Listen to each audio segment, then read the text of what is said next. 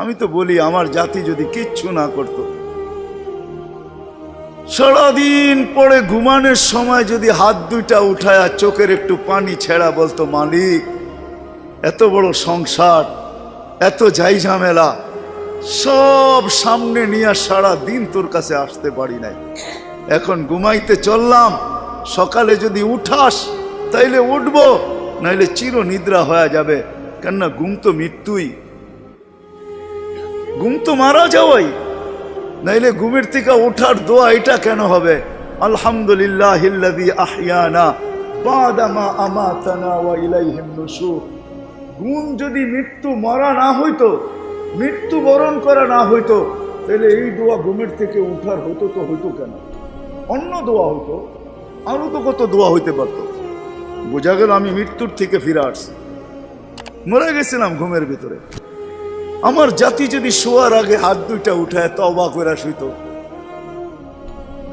নারী পুরুষ নির্বিশেষে, এইখানে তো এই বিশাল ওই মাথা পর্যন্ত একজনও পাওয়া যাবে কিনা যে ডেলি আমি ঘুমানোর আগে কমসে কম একটু হাত উঠায় তওবা করে হইলেও ঘুমাই, আল্লাহকে বইলা ঘুমাই, আল্লাহ যেমন করার ছিল সারাদিন করতে পারি নাই, যেমন পড়ার ছিল পড়তে পারি নাই, তোমার দিকে ছুটার ছিল ছুটতে পারি নাই, আমি কিন্তু মাপ চায় ঘুমাইতেছি।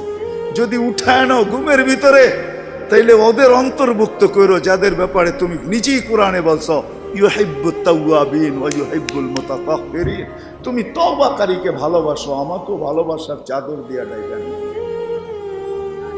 আমার জাতি যদি ঘুমানোর সময় একটু তওবা করে ঘুমাইতো, একজনও তো হাত উঠাইতে পারবে না যে আমি ঘুমানোর সময় ডেলি তওবা করে ঘুমাই, তওবায় আমি অভ্যস্ত।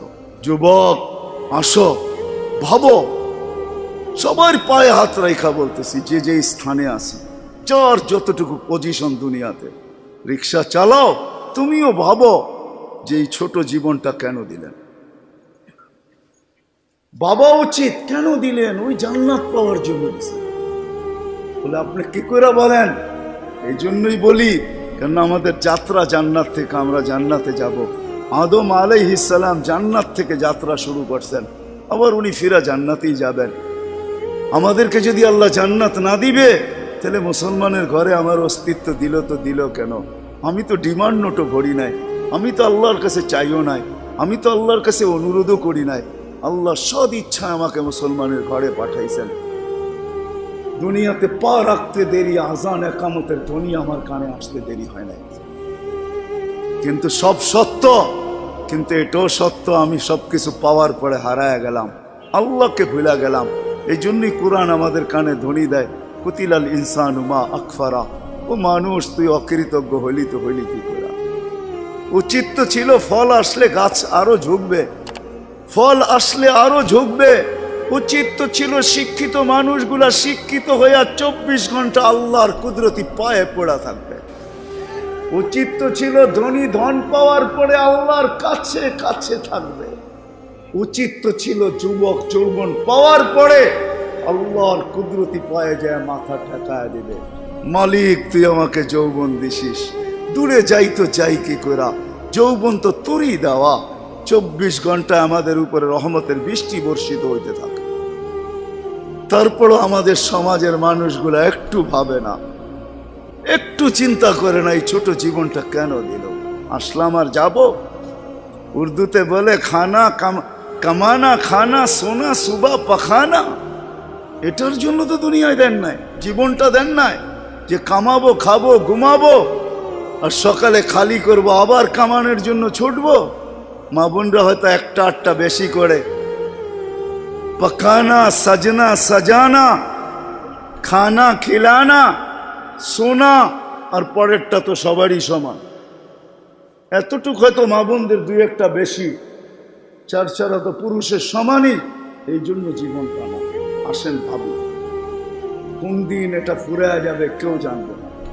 মৌত কারো কাছে মিস কল দিয়ে আসে না। দুনিয়ার কোনো ব্যক্তিত্ব নাই, একজন ব্যক্তিত্ব ছিলেন, মৃত্যু যার কাছে বইলা আসতে হয়েছে। আল্লাহ নিজে বলছেন মালাকুল মৌতকে, বন্ধুর কাছে যাবে, অনুমতি দিলে ঢুকবে, নাইলে ঢুকবে না। অনুমতি নিয়ে বুকে হাত রাখবে, নাইলে রাখবে না। আমার বন্ধুর অনুমতি ছাড়া হাত রাখবে না বুকে। একজনই দুনিয়াতে ব্যক্তিত্ব ছিল যার কাছে অনুমতি নিয়ে আসছে, কারো কাছে আজ পর্যন্ত অনুমতি নিয়ে আসে না, আর আসবেও না। সত্য এটাই। এই জন্য আসেন, ওই জান্নাত, এটাই আমাদের ছোট জীবনটার উদ্দেশ্য।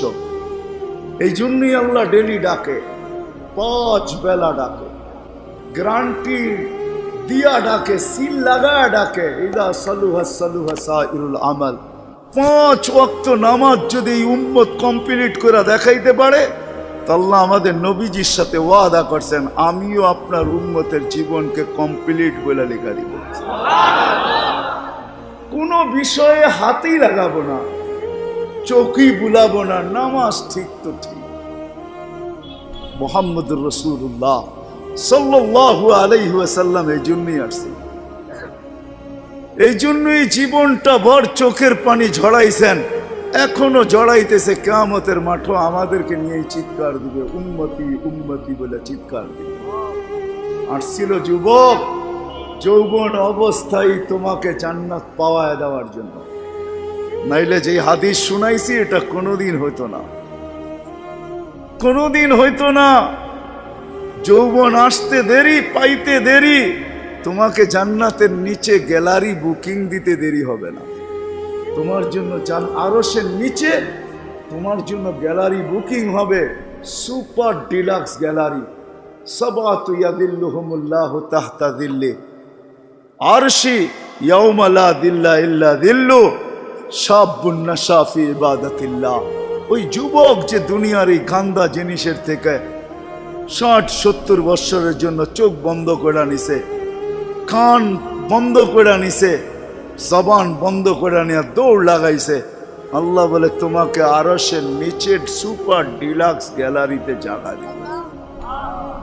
কিয়ামতের দিন ওইখানে জায়গা দিবে। হ্যাঁ, ওইখানে শুধু খালি মুখে বসে থাকতে হবে না, সব থাকবে ওইখানে, সব খাইতে থাকবে, সব বুক করতে থাকবে। আমল নামা উঠতে উঠতে ডাইনাতে চলে আসবে, তোমার যাইতেও হবে না, উঠতে উঠতে ফেরেশতা নিয়ে আসবে হাতে, ডাইন হাতে। আজকে যেরকম ছক্কা মারলে তোমরা বাজার গরম করে ফেলো, মহল্লা গরম করে ফেলো, ঠিক না? আরে বোঝো তো আমার কথা, কার ছক্কা? ক্রিকেটে দেখো না মাঝে মাঝে তোমাদের পছন্দের প্লেয়ার যদি ছক্কা মারে বা টিম যদি ছক্কা মারে, তাহলে পুরো বাজার গরম করে ফেলো, ঠিক না? আমল নামা ডাইনাতে আসতে দেরি, আরশের নিচ গরম করতে দেরি করবে না। হ উমুকরা উ কিতাবিয়া বলে একটা চিৎকার দিবে, আরশ পর্যন্ত কাইপা উঠবে। আল্লাহ মুস্কি মুস্কি হাসবে যে দেখো কি চিৎকার দিতেছে। ডাইনাতে চলে আসবে, আম্মা মান উতিয়া কিতাবাহু বিয়ামিনি। ডাইনাতে আসতে দেরি, চিৎকার দিতে দেরি হবে না। হ্যাঁ, এটা চিৎকার, খুশির চিৎকার, উমুকরা ও কিতাবিয়া। আর শুধু এটাই না, ওইখানে যে নাস্তাও খাবে। বললাম না খাওন আছে, খাওন আরশের নিচে। জান্নাতের মাছের কলিজার কাবাব আর জান্নাতের রুটি খাওয়াবে। ফেরেশতারা আয়সা বলবে আল্লাহর ওলি দুপুরের খানা জান্নাতে খাইতে হবে। এইখানে বৈশা বৈশা একজন আরেকজনের দেখায় সময় কাটাইলে চলবে না। জিজ্ঞাসা করবে কি পাকাইছে আল্লাহ দুপুরে? জাবাহা লাকুম সাওরাল জান্নাত, জান্নাতের ষাঁড় জবাব। জিজ্ঞাসা করবে কোথার থেকে আনছে? আমাদের আমিন বাজার মিরপুর থেকে। কেনা রব্বা হাফি আকনাফিল জান্নাহ, জান্নাতের কোনায় কোনায় বিচরণ হয়ে বড় হয়েছে। জিজ্ঞাসা করবে কি গাছ খাওয়াইছে আল্লাহ? ফেরেশতারা বলবে হাশিশ আর জাফরান, পিওর জাফরানের গাছ খাওয়া বড় হয়েছে।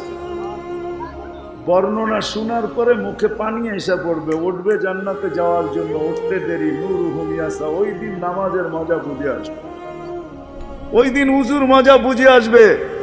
যেইখানে উজুর ব্যবহার হয়েছে ওইখান থেকে নূর ফুটা বাহির হবে, যেই জায়গা নামাজে ব্যবহার হয়েছে ওখান থেকে নূর ফুটা বাহির হবে। দোজকের পাশে যাবে, দুনিয়ায় কি রংবাজ। দুজক যখন জিজ্ঞাসা করবে তোমরা কারা, তো সব রং বুড়াও রংবাজ হয়ে যাবে। রংবাজ বোঝেন তো? দুজকের পরিচয় দিবে, চিনো না বুঝি আমার ঘরে? হ্যাঁ চিনো না? নিজেকে পরিচয় দিবে ঘন্টা ভর, তারপরে দুজক বলবে মাপ চাই বাবা, জিজ্ঞাসা করেও বিপদে পড়ছে। তোমরা ধীর গতিতে পার হবে না, দ্রুত গতিতে পার হবে। কাইলা তাশউর, এমন না যে পদ্মা ব্রিজ নতুন দেখতে গেছো, গাড়িওয়ালা করে বলছে আস্তে আস্তে চালা, একটু দেখালোই, আবার কবে আইনা নাই, ঠিক না? ওটার ভিতরে লেখা আছে কিন্তু কত মাইল স্পিরিটে চালাইতে হবে, এর চেয়ে কম দাঁড়াইলে খবর আছে, সিসি ক্যামেরা লাগাইয়া দিছে। কিন্তু দুযোগও বলবে দীর্ঘতিতে যেও না, আগুন নিভা যাবে, তোমরা এরম দত্তিতে পার হবে যে খবরই না হয়, উঠবে আর ওই পারে যে ঠক করে লেগে যাবে। আর ফেরেশতারা প্রটোকল দেওয়ার জন্য দাঁড়ায় থাকবে। ওয়াসিকাল্লাযীনা তাকাউ রাব্বাহুম ইলাল জান্নাতি সুমারা হাত্তা ইযা জাউহা ফুতিহাত আবওয়াবুহা ওয়া ক্বালা লাহুম খাজানাতুহা সালাম। ফেরেশতারা প্রটোকল দিবে, বলবে চিরদিনের লেগে ঢোকো জান্নাতে। আমাদের নবীজি এটাও জানায়া দিয়েছেন এই উম্মতকে, শুধু আমাদের নবীজি আর এই উম্মতকে, যুবক তোমাদের জান্ডা কিন্তু হাসান হুসাইনের হাতে থাকবে। মজা অন্যরকম হবে। মা বোনদের জান্ডা ফাতেমা রাদিয়াল্লাহু তাআলা আনহার হাতে থাকবে। আমাদের বয়স্কদের জান্ডা আবু বকর আর ওমর রাদিয়াল্লাহু তাআলা আনহুমার হাতে থাকবে। আল্লাহর নবীজি আগে আগে থাকবে। ওয়াস্তাকবিলুনি উম্মতি রব্বি, আল্লাহ জান্নাতের গেটে আমাদেরকে স্বাগত জানাবে। কেমন হবে? সর্বশেষ যে জান্নাতে যাবে, সর্বশেষ, শেষ পড়ার কেউ যাবে না। ও যখন জান্নাতের দরজায় যাবে, হুর দেইকা 40 বছর তাকায় থাকবে, খালি রূপ দেইকা 40 বছরের লেগে ট্যা হয়ে যাবে, ট্যা। 40 বছর পরে হুর ওর গালের ভিতরে চিমটিকাইটা বলবে, খালি দেখবি আর কিছু কাহিনী নাই, আর কত দেখবি তুই আমারে, চল ভিতরে। ওই জান্নাতের জন্য ছোট জীবনটা দিছে। ওটার জন্যই যার কাছে যে যেই অবস্থানে, এই অবস্থানটা ওই জান্নাতের জন্য কাটাবে কিভাবে, এটার জন্য মুহাম্মাদুর রাসূলুল্লাহ সাল্লাল্লাহু আলাইহি ওয়াসাল্লাম। আমি তো বলি যুবক, হায় এই জীবনে তো কতবারই চুল কাটলা, ঠিক না? কাটো নাই চুল? হ্যাঁ, কমসে কম তো ঈদে কাটো, ঠিক না? আজ পর্যন্ত সেলুনে যে কোনোদিন বলছো যে আজকে তোদের যতগুলা ডিজাইন আছে এগুলো সরা? ও যদি বলে তোর মাথায় কি হলো, কয় না না সরা তুই এই ডিজাইন। আজকে আমি নিয়ত করে আসছি আমার চুল কাটবো আমার নবীর ডিজাইনে, আমাকে কাটা দিবি। একজন যুবক দেখুক, বলুক কসম খোদার যদি তুমি নবীর মহব্বতে একদিন চুলও কাটতে পারো, তাহলে আমি জানি তোমার যদি ঈমান নিয়ে মরতে পারো, একদিনের চুল কাটা তোমাকে জান্নাতে নিয়ে যাবে। নবীর আদর্শ আল্লাহর কাছে বড় প্রিয়। এই জন্য আসো, লম্বা করতে চাইতেছি না, আসো ছোট জীবনটা যে যেই ক্ষেত্রে আসি, যুবক যৌবনে, নারী নারীত্বে, পুরুষ পুরুষত্বে, ধনী ধনের ভিতরে, যে যে অবস্থানে আসি, পজিশনে আসি, এটা ওই জান্নাত নেওয়ার জন্য। নাইলে পস্তাইতে হবে, সওয়া যাবে না, এটাই সত্য। এক এক দুযোগীর এক একটা দাঁত হবে 10 কিলোমিটার চওড়া, উপরের মারিটা হবে 160 কিলোমিটার, বসতে জায়গা লাগবে 470 কিলোমিটার। ওই পাহাড় আমি 4 বার এই 2 চোখে দেখছি, ইয়ামানে জাবালে বায়দা, যেটার সমান এক একটা রান হবে। হায়, সইতে পারবে না। তোমাকে মুসলমানের ঘরে অস্তিত্ব দিছেন এই জন্য না, তোমাকে মুসলমানের ঘরে অস্তিত্ব দিছে যুবক এই জন্য যে তুমি যৌবন দিয়েই আল্লাহর কাছ থেকে জান্নাত নিয়ে নিবে। পরের সময়টা যেটা থাকবে ওটা শুধু বোনাস থাকবে। জান্নাত তুমি নিয়ে নিবে, পরে যা সময়টা পাবে এটার জন্য তোমার পদমর্যাদা বাড়তে থাকবে, জান্নাতে মর্যাদা বাড়তে থাকবে। কিন্তু জান্নাতের প্লট তুমি যৌবন দিয়ে নিয়ে নিবে, এই জন্য তোমাকে যৌবন দিয়েছে। আসো আজকে সবাই মিলে অঙ্গীকার করি, বুলার রাস্তার থেকে ফিরে আসি আর ভাবি যে আমাকে কিন্তু জান্নাত নিয়ে যেতে হবে। ওইখানে কোনো পরিচয় চলবে না। যদি চলতো তাহলে একটা কথা বলেই শেষ করতেছি, দুনিয়ার কারো যদি নাও চলতো তাহলে আবু তালেবের জন্য চলতো পরিচয়। আবু তালেবের চলতো, যেই নবীর পিঠের ছোঁয়া পাইলে ভাগ্য খোলে, আল্লাহর রসুল খেজুর গাছে পিঠ লাগায় জুমার খুতবা পড়তেন। যেই দিন মেম্বরে উঠছেন, পা রাখছেন, খেজুর গাছ বাচ্চার মতো ফুফায় ফুফায় কাঁদতেছিল, বিলাপ করতেছিল, আমাকে বঞ্চিত করলেন কেন? পেটের ছোঁয়া দিতেছিলেন, ধন্য হইতেছিলাম, কেন বঞ্চিত করলেন? মেম্বরে কেন পা দিলেন? আল্লাহর রসুল সান্ত্বনা দিতে দিতে এই পর্যন্ত সান্ত্বনা দেওয়ার পরে কান্না থামছে যে তোকে আমি জান্নাতে নিয়ে যাব। দুনিয়াতে তুই খেজুর খাওয়াইতে পারিস না, তুই জান্নাতে খেজুর দিবি, আমি খাবো। ওই আবু তালেবই আল্লাহ রসুলের ছোঁয়ায় ধন্য হতো। 44 বৎসর চাচার সিনায় থাইকা বড় হয়েছেন। 44 বৎসর পর্যন্ত চাচার সিনায় ছিল। ও যুবক, আমি চুল কাটার কথা এই জন্য বলতেছিলাম। আনাস ইবনে মালিক রাদিয়াল্লাহু তাআলা আনহু বলেন, আল্লাহর রসুল আমার ঘরে আসছে, আমি দস্তরখান বিছায়া দিছি, খাইছেন, দস্তরখান দিয়ে হাত মুছছেন। ওই দিন থেকে নিয়ে আজ পর্যন্ত যতদিন বেঁচে থাকবো দস্তরখানকে পানি আর সাবান দিয়ে আমি পরিষ্কার করি না, আর করবো না। যখনই ময়লা হয় আমি আগুনে নিক্ষেপ করি, আগুন ময়লা খায়া ছাই করে ফেলে, আমাকে চকচকে দস্তরখান ফেরত দেয়। একটা সুতাও জ্বালানোর ক্ষমতা রাখে না। যেই রসুলের হাতের ছোঁয়া পাইলে দুনিয়ার আগুন, দুনিয়ার সুতা পড়তে পারে না। তুমি যদি ওই রসুলের স্টাইলে চুল কাটো তো দুজক তোমাকে ধরবে, তো ধরবে করতে পারে। আমার কাছে লজিক আছে, যুক্তি আছে। আসো, কোনো পরিচয় চলবে না, চলবে শুধু মুহাম্মদুর রাসূলুল্লাহ, তার আদর্শ চলবে। এই জন্য আসেন, ওয়াদা করি আজকের থেকে যে আমি আমার জীবনটাকে আল্লাহর রসুলের আদর্শে যে জায়গায় আছি, গরিব গুরবতের ভিতরে থেকে, হায় গরিব তো ভাবে দুনিয়াও পেলাম না, আমিও ভাবি গরিব দুনিয়াও পাইল না, আখেরাত যেন হাতছাড়া না হয়। কিয়ামতের মাঠের আধিপত্য গরিবদেরই থাকবে। একটাই সম্প্রদায় কিয়ামতের মাঠে যাদের হিসাব কিতাব হবে না, কানে কানে ফেরেশতা বলবে ইনতালিকু ইলাল জান্নাতি বিগাইরি হিসাব ওয়ালা কিতাব, তোমাদের হিসাবও নাই কিতাবও নাই, চলো জান্নাতে চলো। এই জন্যই আল্লাহ রসুল গরিবদের ভিতরে উঠতে চাইছেন। অহশুরনি ফি জুমরাতিল মাসাকিন, হিসাব কিতাব নাই। শুধু এইখানেই শেষ না, আল্লাহ বলবে তামাত্তাউ 500 আম হাত্তা ইয়াদখুলাল আগনিয়া, দুনিয়াওয়ালারা দুনিয়ায় ভোগ করছে 60-70 বৎসর, তোদেরকে দেখায় দেখায়, তোরা খাবি 500 বৎসর ওদেরকে দেখায় দেখায়। 500 বৎসর পরে ধনীদেরকে যেতে দিবে। এই পাশে বসায় রাখবে, বলে বসো আর দেখো ভিতরে কি করে। গরিব বড় বড় বার্গার লইব, 2 হাতে ধরে টানবো আর খাইব। বড় বড় গ্রিল লইব, দুনিয়ার যত খানা জান্নাতের এটা লইব, আর লম্বা লম্বা টান দিব আর দেখাইব আর চোখে টিপি দিব। কি বেরিয়েছেন কেন? ঠিক না? আমি তো মাঝে মাঝে বলি, হুজুররা কি বলবে জানি না, হুরেরও যদি আয়ে বলবো পরে অনেক সময় আছে তোর লোকে দেখা করার, যা এখন 500 বছর খাওয়ার অনুমতি দিছে, দুনিয়ার 60টা মিটায় লই, 500 বছর খায়া লই, পরে দেখা করবো বাগেন থেকে। হুরের কাছেও যাবে না। আল্লাহ ওই গরিবকেও ওই ক্ষেত্র দিছেন, ধনীর জন্যও দিছেন। ধনীর জন্য যে দেন না এমন না, তাহলে ফুসাইল ইবনে ইয়াজ রহমতুল্লাহ আলাইহি বলতেন না, আমাদের সমাজের বিত্তশালীরা যদি গরিবের বাড়িতে যায় আর যা তালাশ করে কার ঘরে কি পাক হইল কি হইল না, আল্লাহর রসুল বলে তুবাল আমির আলা বাবিল ফকির, এর চেয়ে উত্তম ধনী কেউ নাই যে গরিবের দরজায় যায় খটখটায়।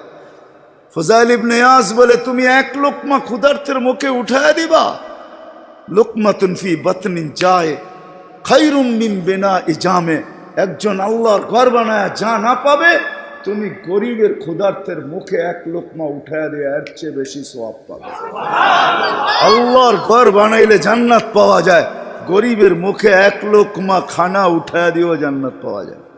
হাদিসে কুদসি আছে, আল্লাহ বলে আমি ক্ষুধার্ত ছিলাম, তুমি কেন খাওয়াইলে না? তো বান্দা বলবে আপনি, সুবহান, আপনি আবার ক্ষুধার্ত? তা আল্লাহ মানুষ সামনে নিয়ে আসবে, এ ক্ষুধার্ত ছিল, তোমার কাছে হাত পাচ্ছে, তুমি ধাক্কা দিয়া বাহির করে দিছো, একে খাওয়াইলে আমাকে খাওয়ানো হতো। জিজ্ঞেস করেন হাদিস আছে না নাই? আমি কাপড়হীন ছিলাম, তুমি কেন আমাকে কাপড় পরাইলে না? ধনীকেও ধন দিছেন এই জন্য, শিক্ষিতকেও শিক্ষা দিছেন এই জন্য। আসেন, অর্জন করব তো, শিখবো তো, পাক্কা ওয়াদা? নামান সর্বশেষ ওয়াদা, আজকের থেকে নামাজ ছাড়বো না। ওয়াদা, কিন্তু ওয়াদা হইলে উঠান, নাইলে উঠান না। আজকের থেকে নামাজ কোনো মতে ছাড়বো না। আর সর্বশেষ কথা, আলেম ওলামাদের কাছ থেকে শিখ।